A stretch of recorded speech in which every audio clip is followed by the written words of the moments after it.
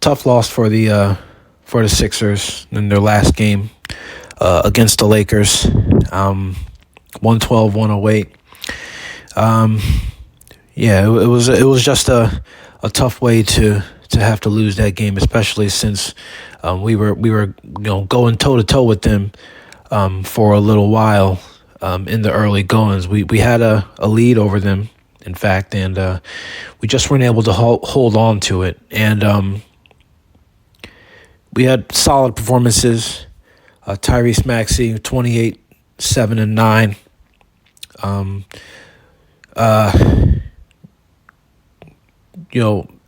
Additional good supporting role performances from Joel Embiid, 16 and 7. Paul George had 12. Andre Drummond with 11 and 12. VJ chipped in 15, but it wasn't enough ultimately. And due in large part to the two big dogs for the Lakers, LeBron James and Luka Doncic. Luka 31, 15, and 11, a triple double for him.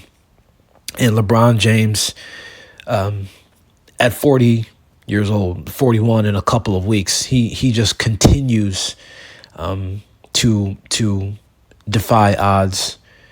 He continues to show that why he's still, in my opinion, is still one of the top 10, maybe even top 5 players in the NBA at this juncture.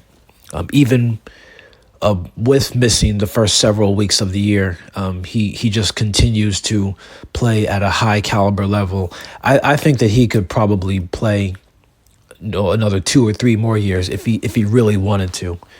But just him with how he's playing in particular this game, in the final minutes, the final stages of the game, he really took the game over. He had a nice little step back over Quentin Grimes on the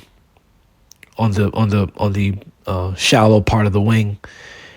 He just stepped back and just drained it, and he did his little celebration, crowning himself with the invisible crown.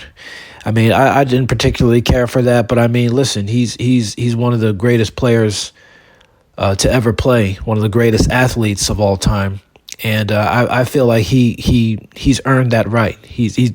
There's no question that he's earned that right to be able to do that, to crown himself, call himself the king or whatever. I mean, he's one of the best players of all time, and even at 40 years old, I'll take LeBron James over most other athletes in the NBA today, because of his IQ, his understanding of the game, his knowledge of what to do in certain situations.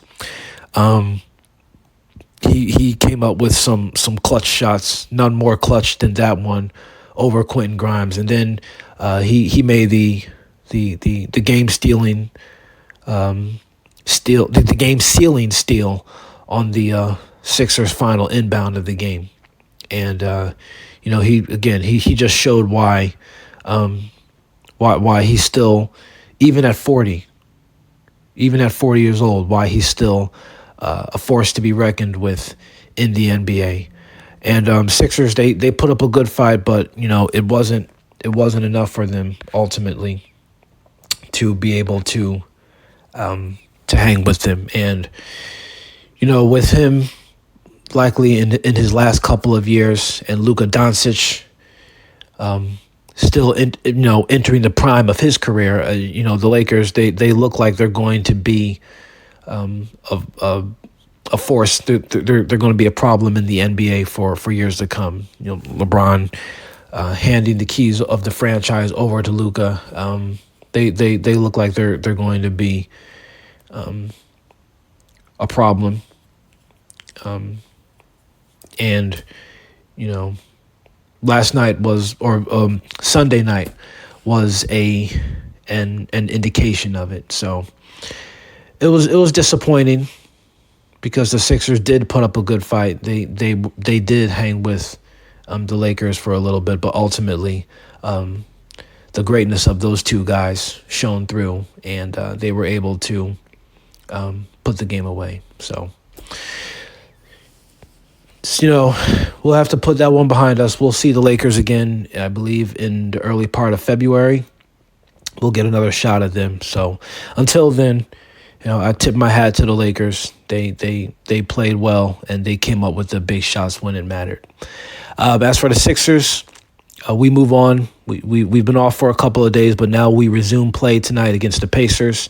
The Pacers this is our first game against them. They have not been a good basketball team for the majority of the season, in large part because of them losing Tyrese Halliburton and Miles Turner. The Pacers, I don't even know how many wins they have. They have 6 wins. They're 6-18 this year. The Sixers are 13-10. As you know, no game outcome is certain. Nothing is promised, but this should be an opportunity for the Sixers to get right. I don't know what the injury report looks like for tonight, but being that we've had 3-4 days to rest, to get somewhat healthy, I think that this will be a good chance for everyone to be on the court, and for us to get back onto a winning streak. We had that interrupted by the Lakers, but now we should be able to